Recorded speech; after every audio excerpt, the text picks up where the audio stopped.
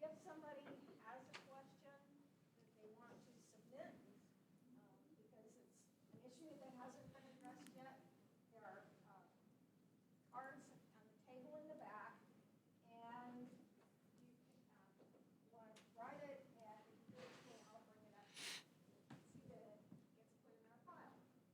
Okay, thank you. Our moderator today is Tracy McEwen, and our panel is being recorded. Thank you. Thank you, Meg. Good morning, everybody, and good morning, candidates. So just a reminder, we're just going to alternate who's answering first each time. But before we get started on the questions that we have so far, we're going to have each candidate take about 1 minute to introduce themselves and make any points they'd like to up front. So we will start with Mr. Hatfield. Thank you, and thank you for hosting the forum today. My name's Ryan Hatfield. I have represented District 77, which covers much of the city of Evansville, since 2016. I'm the only member of the legislature that serves as the ranking member of 2 committees. I serve as a ranking minority member of the Judiciary, as well as Labor and Employment. I also serve on Utilities and Public Health. I'm very pleased to be with you today and look forward to answering your questions. Thank you. Thank you also to the League for putting on this event. I'm here on behalf of Jada Burton, who is the Libertarian Party's candidate for District 77, and she'd like to extend her apologies for not being able to make it today, but wanted to make sure that she was represented. Short introduction about Jada. Jada is a college student currently at the University of Southern Indiana and a child of Evansville, born and raised here. She's somebody that sees problems in her state and in her community and answered the call to stand up and make a difference. My name is Catherine Ryback. I'd like to thank the League for sponsoring this event, and I'd like to thank everybody who's here for coming out. I moved to Evansville in 1979 to practice law with what was then called LSO. I worked as a civil legal aid attorney for 40 years, and in my capacity as an attorney, I had the opportunity to work on lots of issues: family law issues, Medicaid issues, disability issues, consumer issues, and debt collection issues. And when I retired, I saw lots of ways that we could improve things for people through the legislature. So that is why I'm running. And again, I would appreciate your vote. Thank you. Good morning. My name is Jason Sahlstrom. I'm running for state representative of District 78. I'm running because I believe that Indiana should be one of the leading states in the country. We have extraordinary competitive advantages from geography to world-class higher education to hardworking Hoosiers. Indiana is where I want the next generation of my family to have the opportunity to prosper, and that's really what is driving my campaign.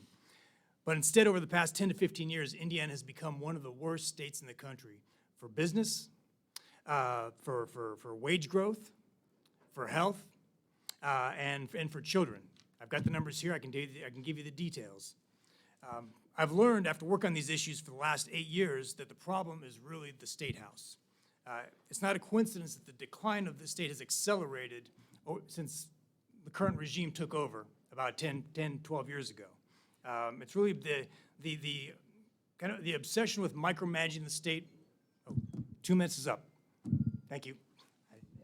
Sorry, the intros were just 1 minute. Oh, 1 minute. Oh. Okay, so we will go ahead and jump into the first question, and we will start with Jay Salmon, and again, we'll just work our way down and then back to the other end of the table to kind of keep it easy. Okay, so the first question, and a reminder, you'll have 2 minutes each to answer this question. What is one bill you'd like to sponsor in the 2023 session of the General Assembly, and why this one? So after numerous talks with Ms. Burton, there are a handful of priorities that she would like to push in the legislature. Some probably have the will to make it close, if not pass. Others are probably a lot longer of a shot. So realistically speaking, I think at the very minimum, the decriminalization of simple marijuana possession, if not the outright legalization, is a high priority for Ms. Burton. But in addition, also pushing back against SB 1. She believes it was bad law that was passed, and it's within the next legislature's power to correct that mistake. So I think those are two of her highest priorities for legislation introduction. Thank you.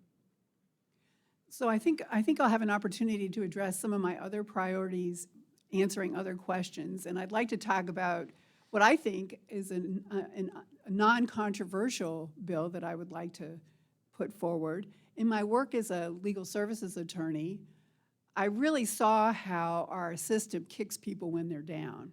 So if somebody has a financial setback, they lose their job, they have an illness, and they can't pay their rent or they can't pay their medical bills, they end up getting sued. And particularly in the case of an eviction, they get sued, they get kicked out of their home, they get a judgment against them, they have to pay the other side's attorney's fees, they have to pay court costs, and they have to pay 8% interest on that judgment. In addition, the eviction is a public record, which keeps people from getting housing. I had a client one time who had an eviction 20 years ago and still had landlords to turn her down because she had been evicted at one point.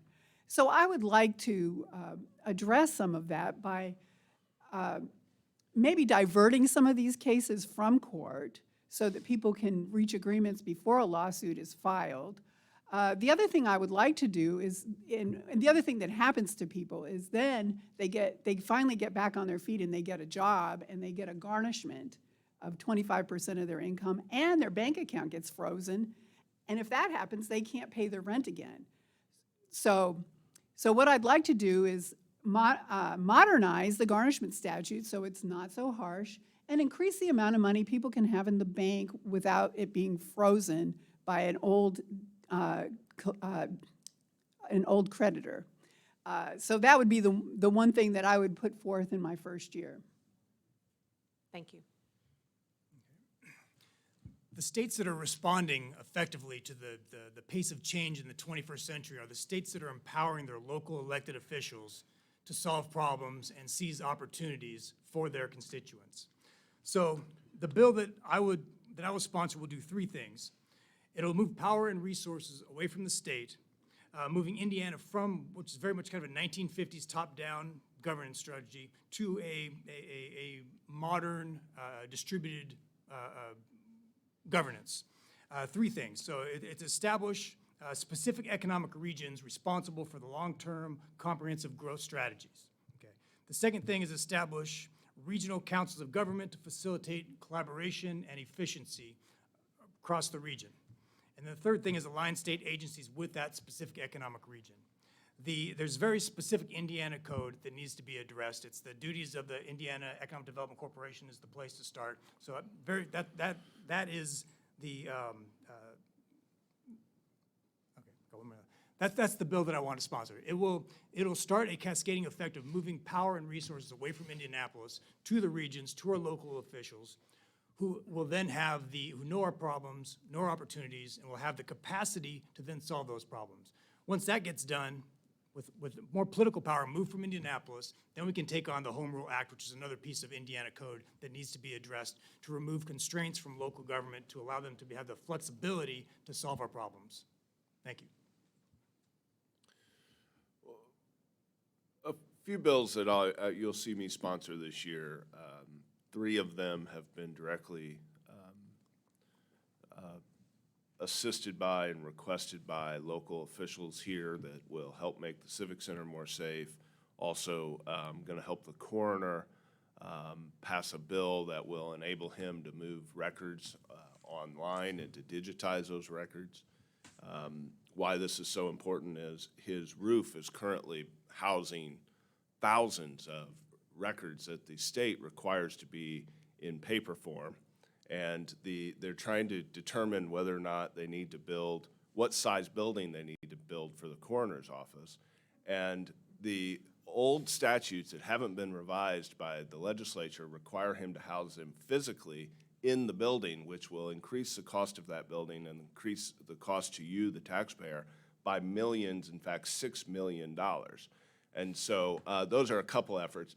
How many of you know what bill pending is, the rule bill pending?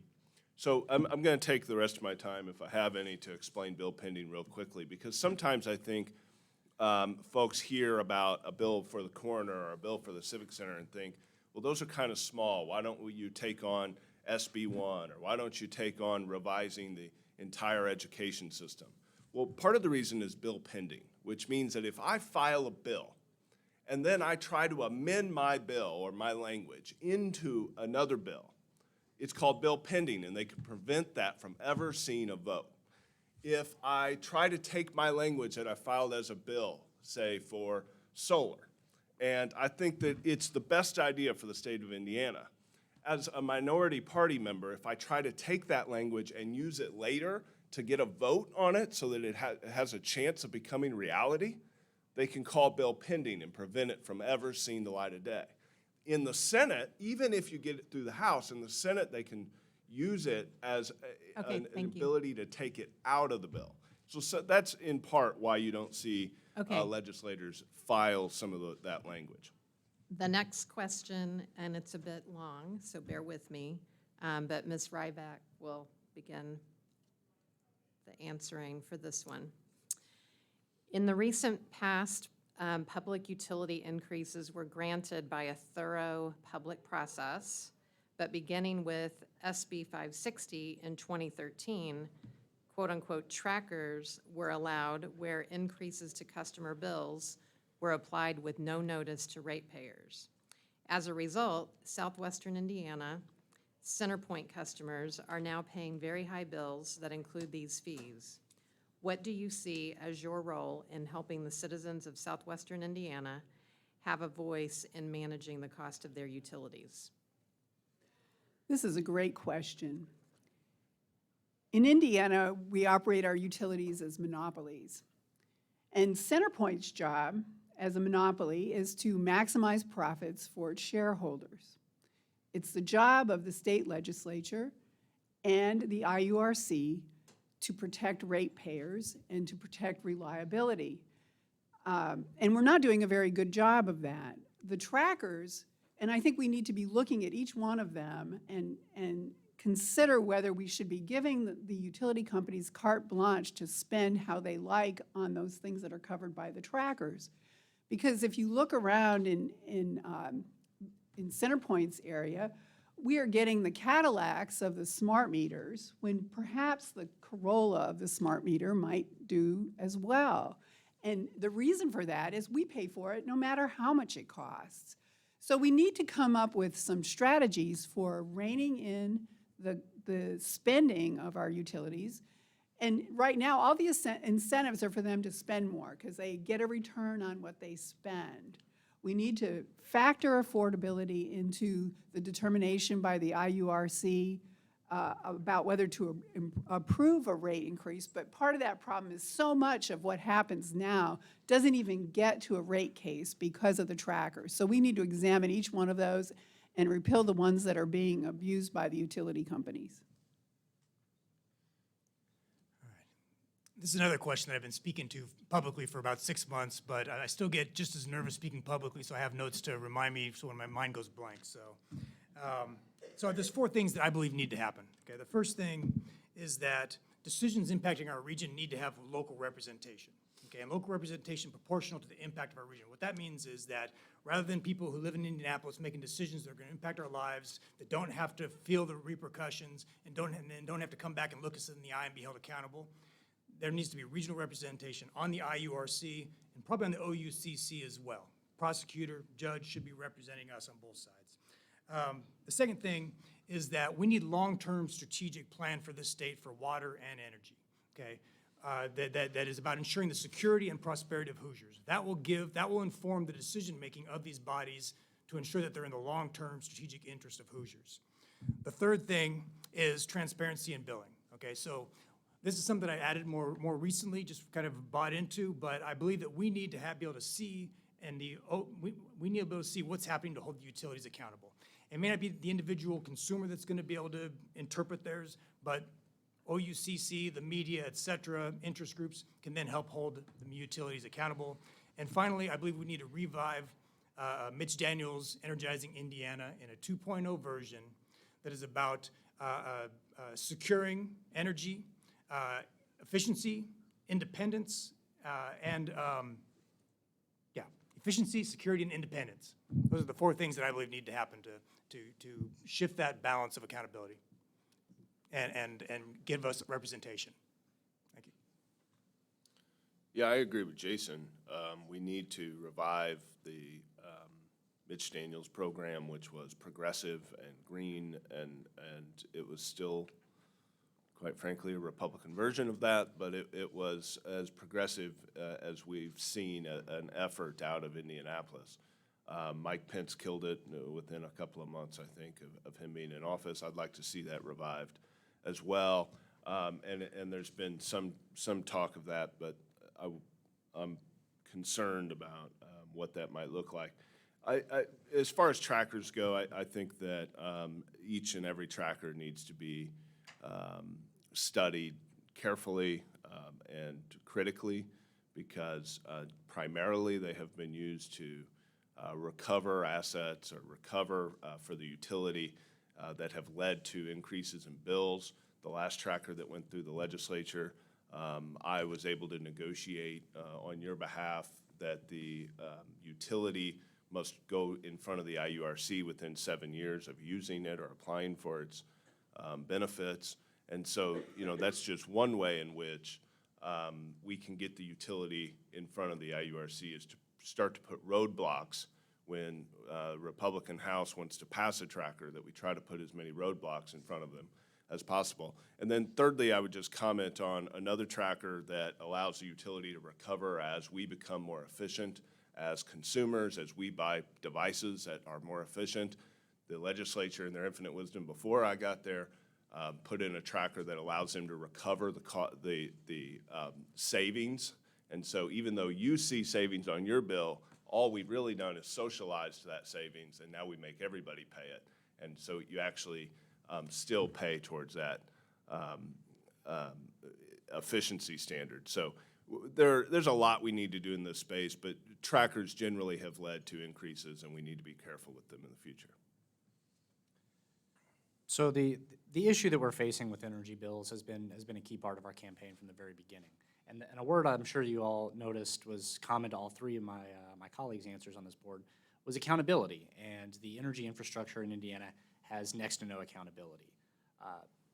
Legislative after legislative forum this year, I have heard many members of the General Assembly be asked what's going on with CenterPoint Energy, why are they raising our bills so much? And no one seemed to have a clear answer, and just pointed the finger at the IURC or the OUCC, which is an administrative agency that has no accountability to the legislature. The legislature doesn't have any impact over that. That's all appointment by the governor. So we have a completely centralized monopoly system in place here in Indiana, and that incentivizes squeezing consumers, especially in the southern part of the state, which Indianapolis seems to often conveniently forget that we exist down here. So a key part of our campaign has been wresting that monopoly control from CenterPoint Energy. There's a reason we treat monopoly as a bad word, and using the force of the state government to enforce that monopoly just isn't acceptable anymore. If that's not attainable, then at the very minimum, the IURC, which is the administrative agency that's supposed to be advocating for ratepayers against the utility, has to at least have some level of accountability and diversity that is not just the governor's appointees. Okay, thank you. The next question will begin with Mr. Sostrom. Indiana taxpayers currently fund 4 different types of K through 12 education: traditional public schools, charter schools, private schools using choice scholarship vouchers, and online education. What, if anything, would you change about the current funding structure for K through 12 education? So there's been a number of experiments over the last decade or so with school choice and other things, online education, et cetera. none of them have moved the needle positively for the state. So they've not proven to be a good investment. I'm not necessarily, I mean, I support experimentation, but when they don't work, it's time to rail back and invest where the proven return on investment is. And I believe that that is with teachers. My sister's a teacher at Lincoln. I know what she gets paid. I know she could be getting paid 3 times what she gets paid by the end of the week if she wanted to, but she believes in serving kids.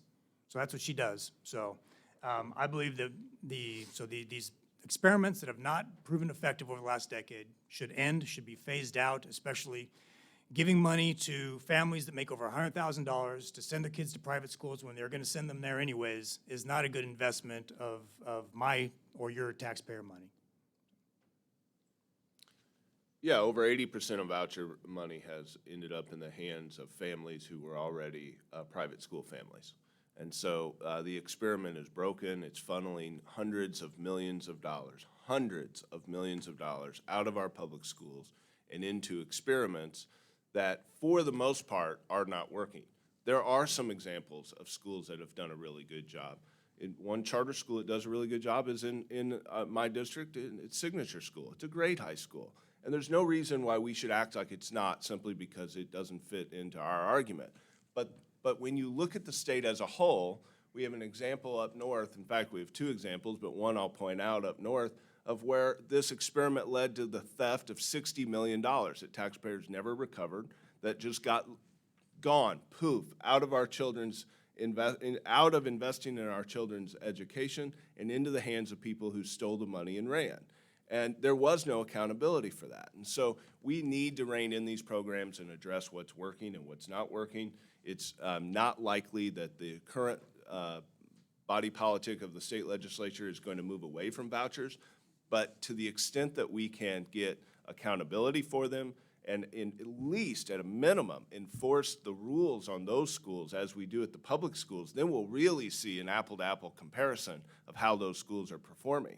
Currently, under current law, those schools don't have any of the accountability standards that our public schools have, which is why you see some of the differences, and then they fail anyways. And so we need to take a hard look at it. In my opinion, it's been a bad experiment that has wasted our investment into our children, and we need to invest in our public education.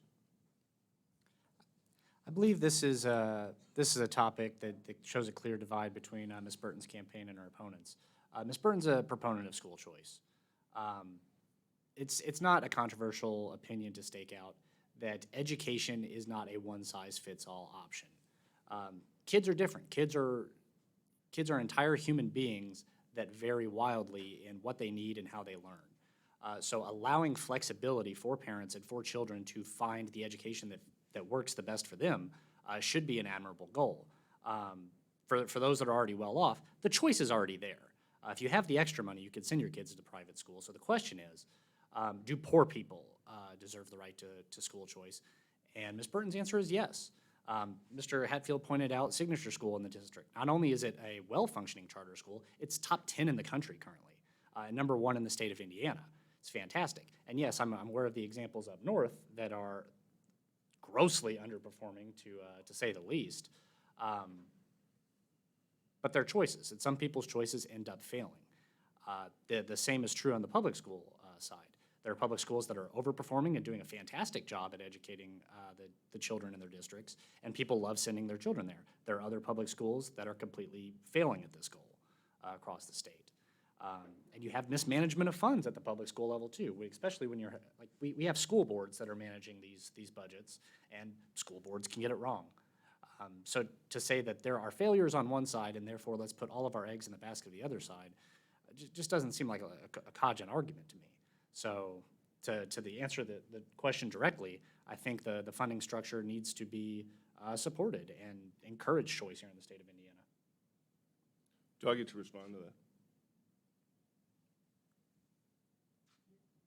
Yes. 30 So- seconds. So I'm glad that he mentioned the difference here. That is a fundamental difference between Democrats and Republicans in the state of Indiana. She's a libertarian, but she's taken that position. So if you want to send somebody who will join the Republican caucus to continue funneling millions of dollars out of our public schools, I'm not your guy. But I think it's important to note, the funding structure in our education is set up to do exactly what he just explained. It's set up to funnel more money into Carmel than it is to Boise. That's the fundamental problem. And parallel to that, they're robbing the system of millions of dollars. So on the public school function, they have a system, a formula set up to send more money to rich communities and to send less money to struggling schools. And the meanwhile, they're taking millions of dollars out of the system. That's why you see the disparity in public education. Thank you. Well, so I have a couple of ideas about education. I agree with what the other candidates have said about the need for accountability. Currently, our choice schools are not held to the same standards as public schools, and we do need to require that so that families can tell what they're getting when they choose a school, whether they choose public school or private school. I do think that sending money to private schools for individuals who would have afforded it anyway is not a good use of our money, although I agree with our libertarian friend here that having choice for poor kids in failing schools is probably an opportunity for some. Is that my time? That Was doesn't that 2 seem. minutes? Okay. Okay. No, Oh, no. no, she was still giving her full answer. Yeah, yeah. I Go was ahead, go confused. ahead, proceed. Let's see, so I want to make sure that our public schools are adequately funded and that our teachers have the resources they need to do their job. And I do think that the legislature needs to back off of trying to micromanage teachers and threaten them with criminal sanctions for saying the wrong thing in the classroom. Really, with all the money that's going from public schools to the private schools, we're sabotaging our public schools, which are really the bedrock of our democracy. And so before we spend money anywhere else, we need to make sure that our public schools have what they need. Thank you. Okay, the next question will begin again with Mr. Hatfield. This is also an education-related question. On a scale of 1, highly disagree, to 10, highly agree, please indicate if you agree with the following statement. School boards are already in place and responsible for creating policies acceptable to local parents and citizens. The ultimate responsibility for education falls on these leaders. There is no reason for legislators to create laws that bypass these elected officials.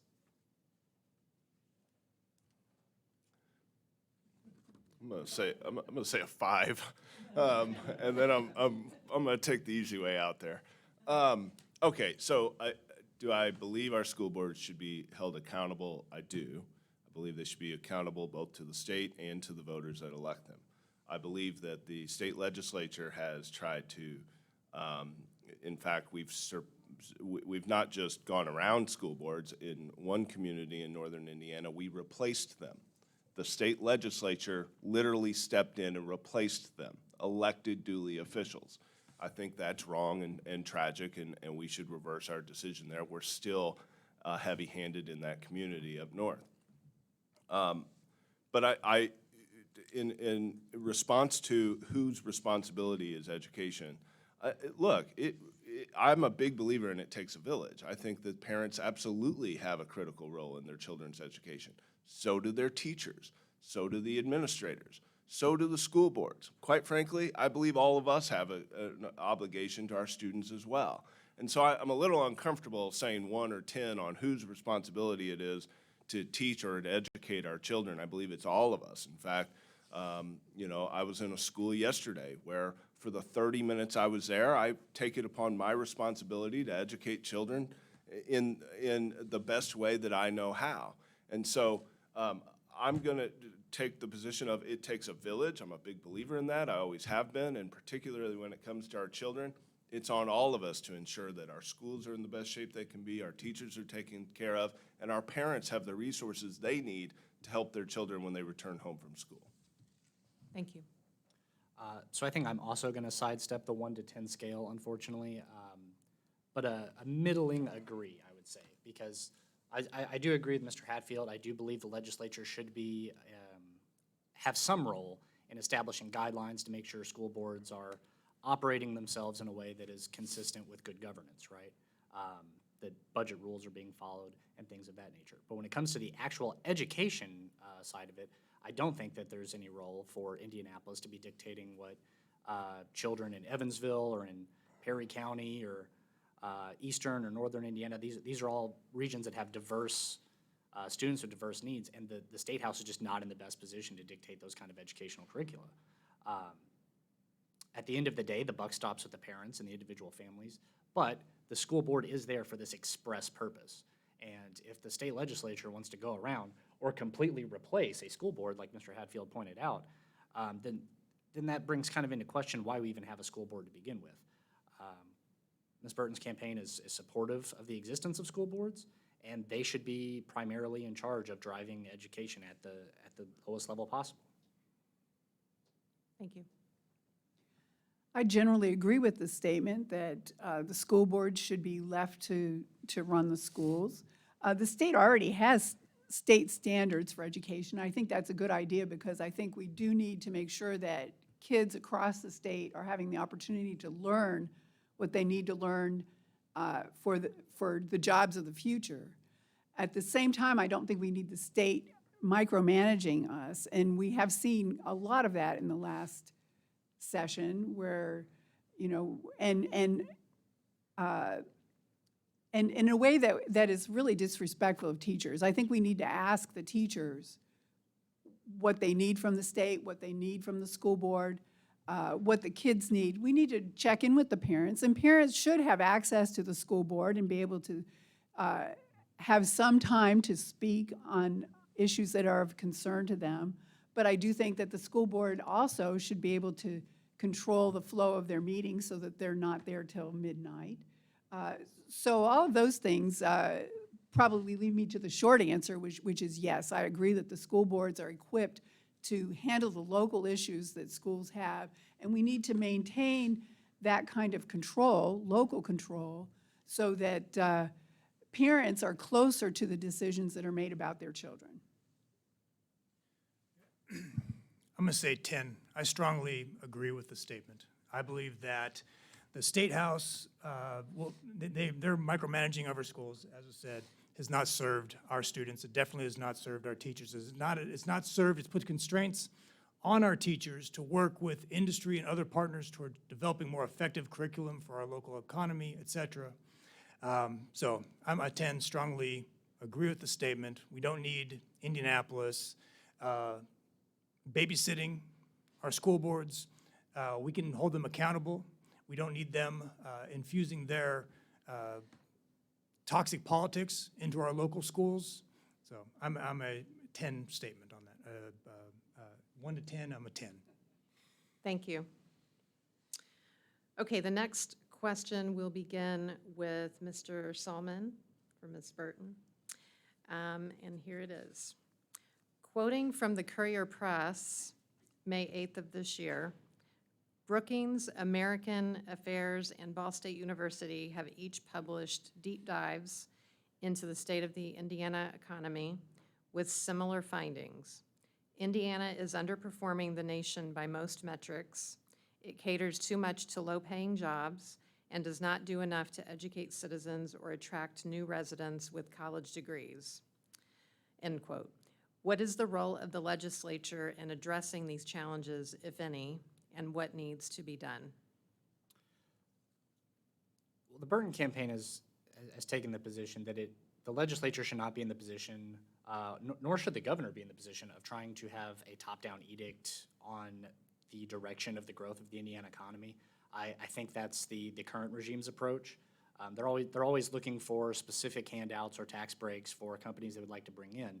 But the current law in the state of Indiana is failing to encourage innovation, to encourage incentives for people to stay in Indiana and not head off to what they believe are greener pastures. So largely, I think the legislature's role should be facilitating the great minds that are already in Indiana and giving them an environment for which they can build successful enterprises here in the state and grow it organically, as opposed to just trying to import good ideas from other states. I think the legislature should stop doing things that discourage business development in the state, like picking on LGBTQ people, like denying women access to medical care, like threatening doctors with jail for trying to help their patients. Indiana rates well on some metrics regarding business, particularly, some of our infrastructure is pretty good in transportation. But on the inclusion side, we stink.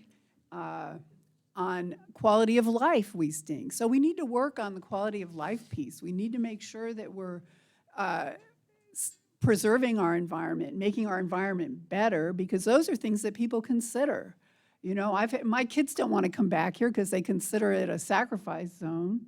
And then with a change in reproductive health care availability in the state, they also consider it a threat to their health. So those are things that are discouraging people from coming here. Eli Lilly indicated very early on that it's a reason that they're not, between our lack of educational attainment and our policy on women's health, they are not going to be able to recruit people here, and they're going to be growing their business elsewhere. So those are the things that the legislature needs to not do to promote business. The role of the legislature is to empower localities, regions, to be as effective as they need to be. The role of the legislature ideally will be to pass the bill that I outlined earlier. And really, 15 years ago, Ohio and Indiana went on opposite tracks. Okay, Indiana doubled down on top-down micromanagement. Okay, that allowed Mitch Daniels to be very effective, fix the BMV and some other things. But long-term, it's really compromised our ability to respond to challenges of 21st century change. Complete opposite was Ohio. They went to a bottom-up, decentralized approach to government, establishing regional councils of government to encourage local and regional governments to collaborate and be more efficient and effective in governance. So, in sum, their role should be empower regions to be more effective and compete, and not dictate top-down economic development ran by a single office out of Indianapolis. Yeah, I mostly agree with what's been said. I think it's important that the legislature facilitate an environment for progress and growth, and I think on the tax policy, we mostly have done that. We hear that from businesses. Just about on everything else, we failed. In fact, I was talking to a CEO recently who was talking about the difficulty in bringing his administrative staff to Indiana because the schools, it was so hard to find good schools outside of one or two in the state, and they really were struggling with whether to move their headquarters because of the schools. I think another take is that our attack on early education, just until 2 years ago, now 3 years ago, we had a sitting senator in the state who who publicly said it was a woman's job to care for the children and to stay at home and not to work, and that early education, preschools, were really just daycare centers that didn't have any impact on our economy. It's that kind of backwards thinking that puts us in the position that we're in. And so it's the legislature's job, and quite frankly, there's so many moving parts between the federal government and the state government and the environment that we create here. There's so many moving parts that it would be foolish to say the legislature doesn't have a role. It's our role to facilitate an environment for the people who are here and to try to attract talent to this state and to facilitate an environment for progress and growth. Thank you. All right, the next question will start with Ms. Ryback.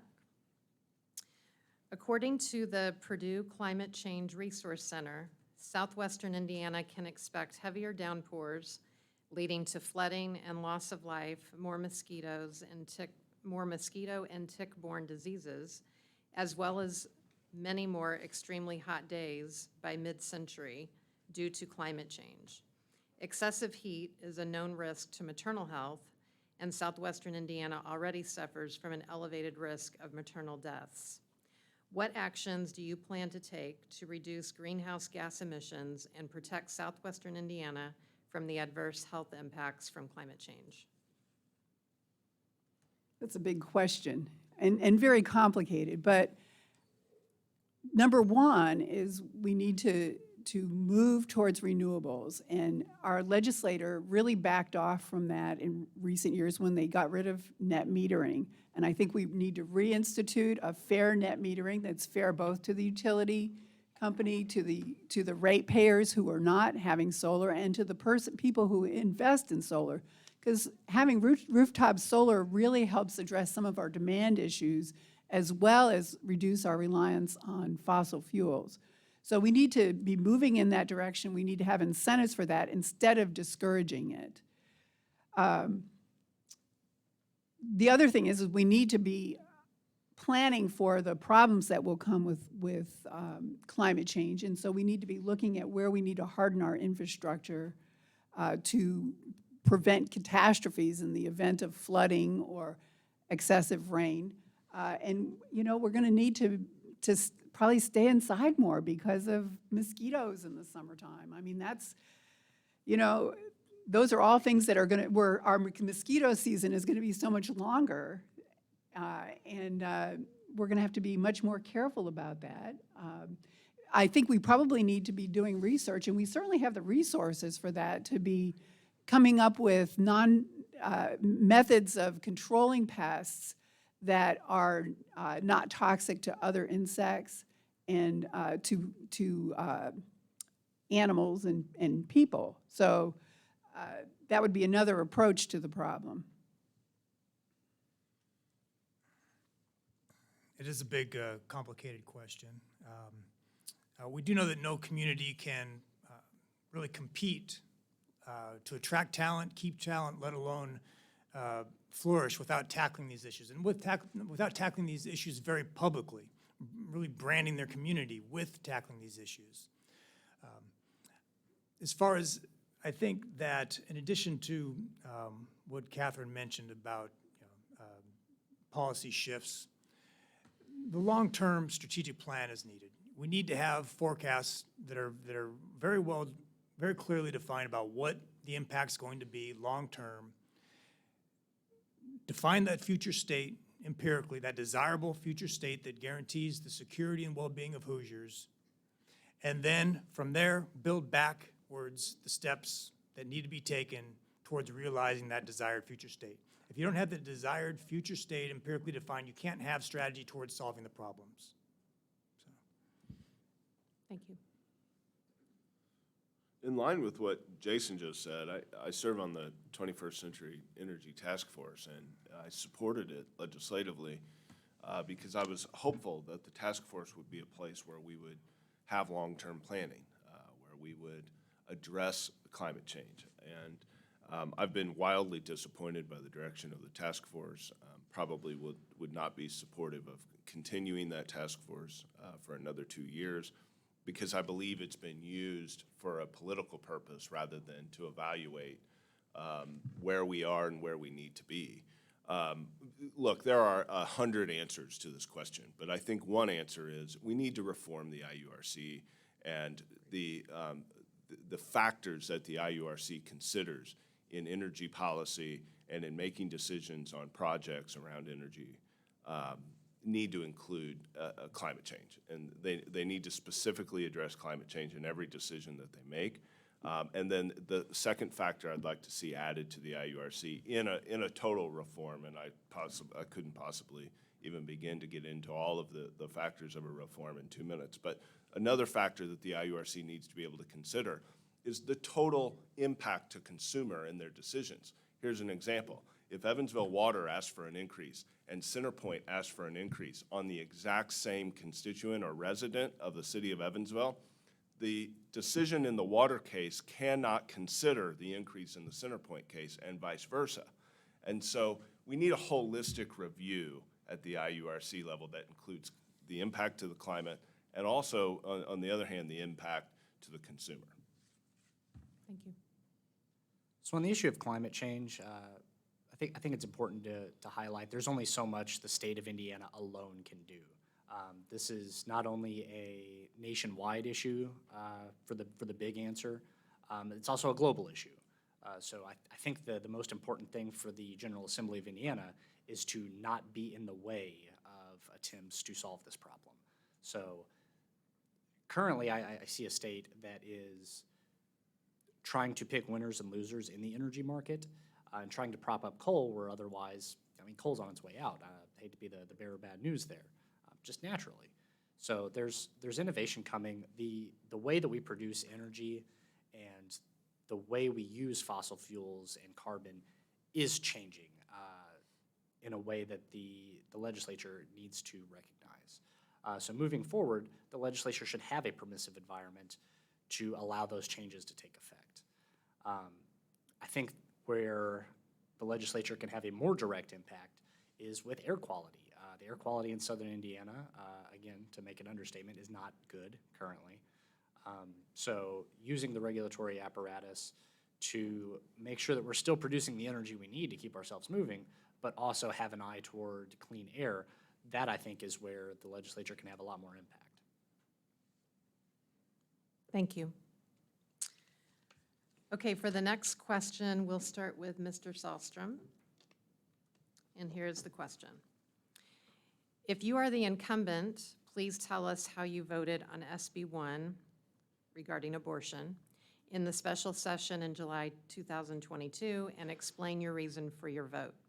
If you are not the incumbent, please indicate how you would have voted on SB 1 for abortion in the special session in July 2022 and explain your reason for your vote. I would have voted no. I believe that life beginning at fertilization is a minority religious doctrine, and it is fundamentally anti-American to force religious values on Americans. Thank you. I voted no. I've publicly spoken about this decision. I opposed SB 1 in all of its forms, certainly in the final form. We'll continue to oppose efforts to relegate women to second-class citizens, continue to oppose efforts to take away healthcare choices that should be made between women and their doctors, and will always oppose efforts to infringe on the reproductive rights of women in the state of Indiana. And I voted no, and I'll continue to vote no on efforts like SB 1. Ms. Burton would have voted no on SB 1. With freedom and choice being a core part of her value set in her campaign, bodily autonomy, the right to own yourself is first and foremost to all other freedoms. If you don't own yourself, there's no point in getting to question number 2. So Ms. Burton would have voted no and would have stood up to fight for bodily autonomy rights. My opponent, who is not here, was the sponsor of SB 1 in the House. The independent who is in the race is running because she believes there should be no exceptions to the ban on abortion. I would have voted against SB 1 because I can't imagine a more fundamental freedom than the freedom to control your own body. I appreciate people who have a religious belief, using persuasion but not deception, offering resources but not trickery to encourage people to be able to carry a pregnancy to term. But I do not agree with forcing women to give birth. It is just bad public policy. This is going to cause us to have more women in poverty, more children in poverty. It will cause us to have fewer doctors available for everybody. And it will not help our maternal death rate at all because doctors will have uncertainty about when they can act in the case of a woman who's having a complication in her pregnancy and the pregnancy needs to be terminated after the date, even, I guess it's allowed at any time for the serious health risk or life of the mother, according to the SB 1, But my concern is that a prosecutor, and I'm sure the doctor's concerned too, a prosecutor could interpret that in any way they like because there's no meat to that exception. So I would have voted no, and I will fight to restore reproductive freedom if I'm elected. Thank you. And this is our final question, and we'll start with Mr. Hatfield. Would you support, i.e. co-sponsor, vote for, the establishment of a nonpartisan legislative redistricting non-legislative redistricting committee composed of equal numbers of Democrats, Republicans, and non-politically affiliated members? So a non-legislative redistricting committee. I have already authored legislation on this. In fact, I filed it, I think 2 or 3 times, and haven't filed it recently because of bill pending. It's kind of a House Democrat strategy change. That's all that is. But I have filed this legislation in the past. I have been supportive of it. I served 2 years as ranking minority member on elections, led the fight on this issue during that time period. House Democrats have been a proponent of a fair redistricting process, and I'll continue to be supportive of like legislation. The short answer is yes. Ms. Burton supports independent redistricting.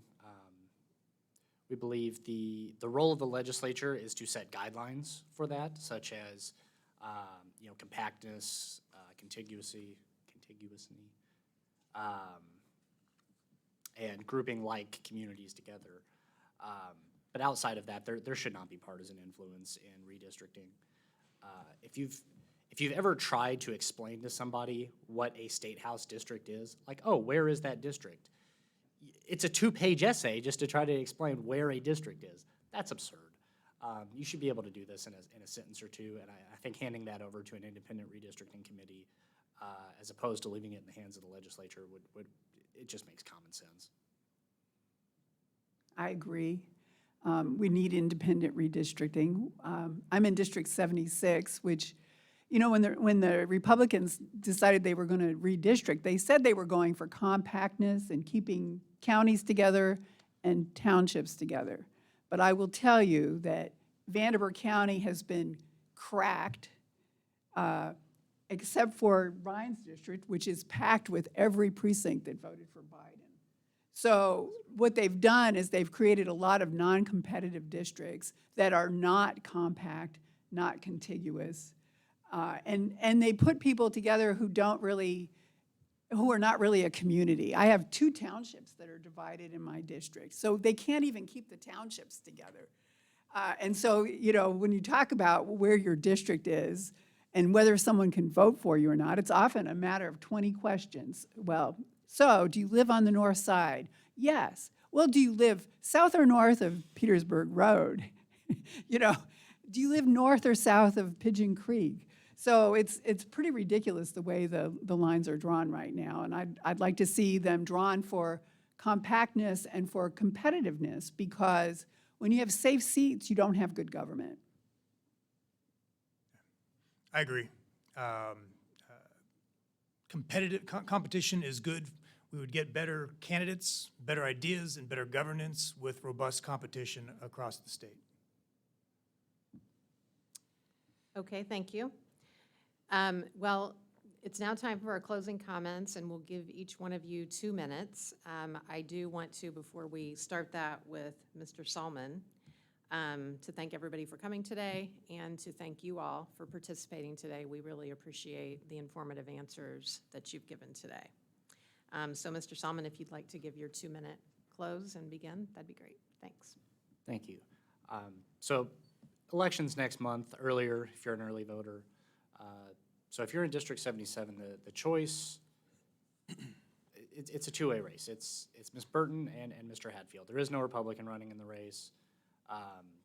So running as a libertarian candidate, what Jada's looking for is a different viewpoint, a different set of views in the State House. We have a current Republican supermajority. There is no mistake in anybody's mind what the Indiana GOP's priorities are. They show you every day. There's a small but decently sized Democratic minority. They're also very vocal about their priorities. That does not represent the totality of views on every single issue. Ms. Burton is running not only for an ideological diversity, but also a background diversity. There's a lot of talk in politics often about serving the underprivileged, the people that are coming from the working class, the least well-off among us. For most politicians, that's something that they read in a research paper. For Ms. Burton, it's her life. Not only is that where she came from, that's the reality that she lives every day in her community. She cares about it. It's personal to her. It's not theory. So next month, the election is a choice not only on ideological diversity, but on background diversity. Having that different perspective in the State House, something that's going to bring a voice that maybe the current General Assembly has never heard before. And with that, I think I will yield the rest of those 30 seconds. Thank you. And thank you all for being here today. I started this race because I wanted to be a voice for people who don't really have a voice in the State House. And you could see that in, corporate landlords getting their way, but tenants really having very few rights, utility customers not having very many rights, debtors not having very many rights. And then as I got into the race, I learned more and more about how our utility rates are set, and that became a big part of my campaign. And I do want to see an emphasis on affordability and rate setting. I would like to see money out of, utility money out of political races, but since corporations are people, I don't think that's really on the table. But there is a lot of money that goes to those races, and I think it influences the outcome. I'd like to see the head of the Office of the Utility Consumer Counselor be an elected office, since that's the person who's supposed to advocate for us, and we have no say. They're appointed by the governor, as is the IURC. So it'd be nice to have at least one person up there who's accountable. Would like to see, as Jason recommended, local representation on the IURC. And then the last thing that has become a huge issue in my race is the freedom for women. And I'm hoping I can do more than just keep it from getting worse. We really do need to have more women in the State House to stand up for our rights, to make good public policy about public health and preventing maternal mortality. And I have a whole list of ideas to prevent unwanted pregnancies, like letting pharmacies prescribe medications, have doctors provide contraception as someone is leaving the hospital after giving birth. Make sure that we have some reasonable parental leave so that economics is less of a deterrent to carrying a pregnancy. So there are things we can do besides forcing people to give birth. I mentioned Ohio several times today. It's been on my brain because yesterday it was announced that Indiana lost yet another opportunity. $4 billion electric vehicle battery factory went to rural South Ohio instead of Indiana. Okay, there's a reason for that, and the reason is the system of governance that they have there versus our system of governance. That's why I keep bringing them up, and that follows the $100 billion potential economic investment of the Intel semiconductor factory that was announced a few months ago just outside of Columbus. There's a reason that this keeps happening. The politicians keep asking, why not us? They'll call, this is my day job. Every day for the last 8 years, I work to make Indiana more competitive, growing businesses, attracting businesses, et cetera. So I know about this stuff. I spent a week in Columbus studying what they're doing in 2016 to understand how they're so effectively turning around their economy, and ours is heading the other direction. I worked for, before that, my career was mostly in the national security space, Army, et cetera. Then I changed careers because I wanted, at the time, my nieces, my sister, my parents to have the opportunities to prosper here in Indiana. I got to work on getting the Promise Zone launched, for example, so I know very well the challenges that Evansville faces. By the way, the Promise Zone designates Evansville as one of about a dozen urban poverty neighborhoods across the country that qualified for that. So we have real challenges here.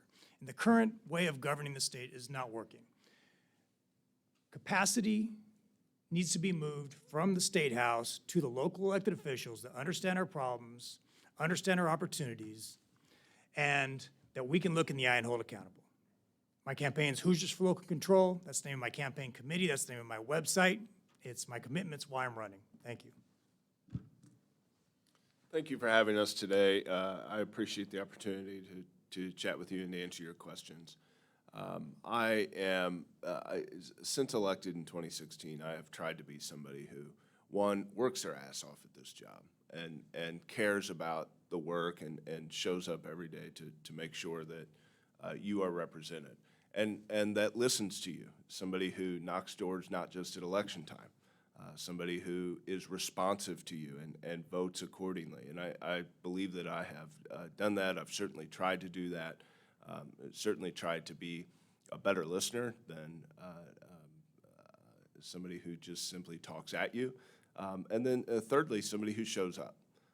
I come to every public forum that I'm invited to, that I'm available for, and I have tried to be somebody who shows up, whether it's a kindergarten class or a group outside the district, like a couple of nights ago, or a neighborhood association, or simply an organization like yours who cares about the community and wants to see people elected who likewise care.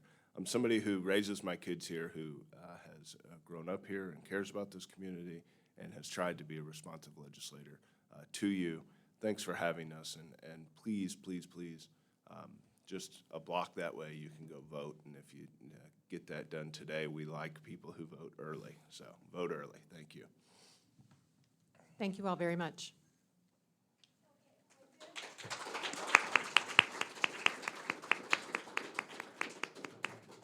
I would like to say that all of the candidates that have competitive elections this time around were invited to participate on the panel. And I really want to thank these individuals who did show up today and shared their views with us.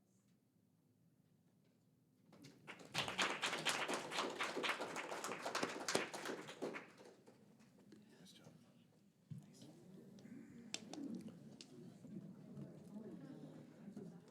Really well. Have you worked